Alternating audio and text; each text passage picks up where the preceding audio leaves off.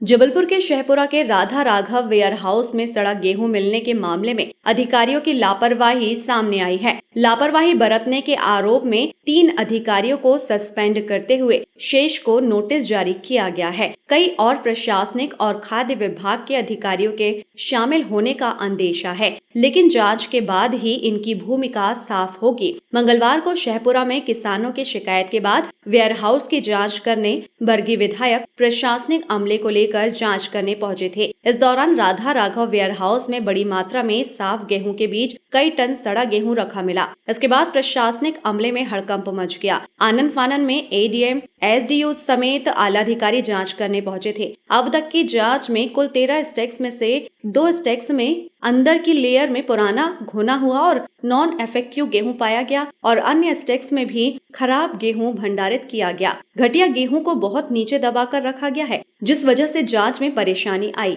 संभावना है कि यहां हजारों क्विंटल और घटिया गेहूं रखा गया है। इधर कलेक्टर ने खरीदी घपले में समिति प्रबंधक राकेश नंदेसरिया, खरीदी केंद्र प्रभारी भूपेंद्र सिंह पटेल, अभिषेक दीक्षित, वेयरहाउस संचालक ऑपरेटर सजल जैन, सर्वेयर प्रवीण रजक और शुभम शर्मा की संलिप्तता मिली है। इनके खिलाफ भी कार्रवाई की तैयारी की जा रही है। मंगलवार को जांच के दौरान रात हो जाने की वजह से वेयर हाउस को सील कर दिया गया था। बुधवार की सुबह फिर से जांच शुरू हो गई है। इस मामले में जिम्मेदार अधिकारियों पर गाज गिरना शुरू हो गई है। मंगलवार को गेहूं खरीदी घपले में शामिल और लापरवाही करने वाले नोडल अधिकारी रघुनाथ कुदौलिया, सहकारिता निरीक्षक जेएसओ भावना तिवारी एवं कुंजम सिंह राजपूत को कलेक्टर ने तत्काल प्रभाव से सस्पेंड कर दिया है। शाखा प्रबंधक warehousing corporation Priyanka Patharia को निलंबित करने का प्रस्ताव एमडी WLC को प्रेषित किया गया है। जांच की कार्रवाई में कलेक्टर के साथ एडीएम और एसडीएम भी मौजूद रहे। वहीं वेयर हाउस संचालक अभिषेक दीक्षित के जबलपुर में 5 और प्रदेश में 25 से ज्यादा वेयर हाउस होना बताया गया है।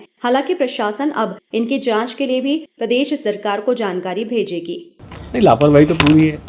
देखिए, मौके पर यदि मान लो 1 बोरी भी पुराने गेहूं का और भुने हुए गेहूं का मिलता है तो जाहिर तौर पर लापरवाही की गई। बल्कि लापरवाही नहीं, इसको मैं मिलीभगत कहूँगा। इसमें हमारे लोगों की संलिप्तता रही है। जो सोसाइटी के लोग हैं, वेयर हाउस का जो संचालक है, जो हमारे सर्वेयर हैं और जो समिति के प्रबंधक हैं, जो ऑपरेटर हैं, उन सब लोगों ने मिलकर जो है इस तरह का कृत्य किया है। मोटे तौर पर कल रात को जो चेकिंग हुई थी, जिसकी रिपोर्ट मेरे पास है अभी, कुल 13 स्टैक्स में से 2 स्टैक उन्होंने चेक किए थे, जिसमें बाहर की लेयर तो ठीक थी लेकिन अंदर की लेयर में ख़राब माल, भुना हुआ गेहूँ पड़ा हुआ था। उसकी वीडियो मैंने बुलाई थी, जो मैंने आप सब लोगों को प्रेषित भी की थी। आज सुबह से हमारी टीम गई है और वो पूरी स्टैक्स को तोड़ के वो कितना गेहूँ अच्छा और कितना गेहूँ ख़राब है उसका पूरा वैल्यूएशन करेंगे। भाई, इस तरह के जिस तरह का केस ये निकला है, उस तरह के केसेस दूसरे वेयर हाउसेज में बिल्कुल हो सकते हैं। मैंने अभी सभी अधिकारियों को ही कहा है कि जितने भी नोडल अधिकारी हैं, सारे नोडल अधिकारी अपने अपने वहाँ जाएंगे और जाके चेक करेंगे। बेसिक चीज़ आप इसको जो आपको समझ में आएगा वो ये कि जितनी बोरियाँ ख़राब हैं, इन सारी बोरियों पर टैग लगाओ उन्होंने, ताकि ये पता पड़ सके कि किस किसान का है। आप देख रहे होंगे शुरू से ही मैं इस बात को लेकर जोर देता रहा हूँ कि जब भी आप गेहूँ अपना बेचने जाएँ, आप इस बात को तब तक वहाँ बने रहें जब तक कि आपकी बोरी में आपका टैग नहीं लग जाए। पर्ची अलग है, टैग अलग है। जब बोरा सिलता है, बोरा सिलने में हर बोरे में एक टैग लगता है कि वो किस किसान का है। अब ये जितनी भुने हुए गेहूँ की और ख़राब पुराने माल की जितनी बोरियाँ निकली हैं, इन सारी बोरियों में किसी में भी टैग नहीं। नाम उजागर होने की कोई बात ही नहीं है। जो भी संबंधित अधिकारी थे सबको सस्पेंड कर दिया है। उजागर तो तब वो जो छुपाया बैठा हो, तो पता है कि भाई कौन फूड ऑफिसर है, कौन कोऑपरेटिव इंस्पेक्टर है, कौन वेयर हाउस का मैनेजर है। 4-5 तरह के अधिकारी होते हैं। 4-5 अधिकारियों के खिलाफ हम कार्रवाई कर चुके हैं। रिकवरी भी होगी कि कुल मिला के 6 करोड़ 19 लाख के आसपास का माल हुआ है, जिसमें से 4 करोड़ 56 लाख का पेमेंट हो चुका है। करीब 1 करोड़ 60 लाख का पेमेंट रुका है। जितना पेमेंट हुआ है उसके बाद सारा पेमेंट हमने रुकवा दिया। राज्य शासन स्तर पर हमने रिक्वेस्ट किया कि सारे पेमेंट को रोक दें। हमने ये भी रिक्वेस्ट किया है कि किसानों के खातों में भी यदि पैसा चला गया तो उसको भी होल्ड करा दें, ताकि उसकी जांच हो सके। और उसमें शायद टाइम लगता है, वो शायद 1 या 2 दिन में जितना हो सकेगा उतना होगा। उसको जब इसका वैल्यूएशन होगा गेहूँ का, जो ख़राब गेहूँ है उसको तो हम नो डाउट खरीदेंगे नहीं।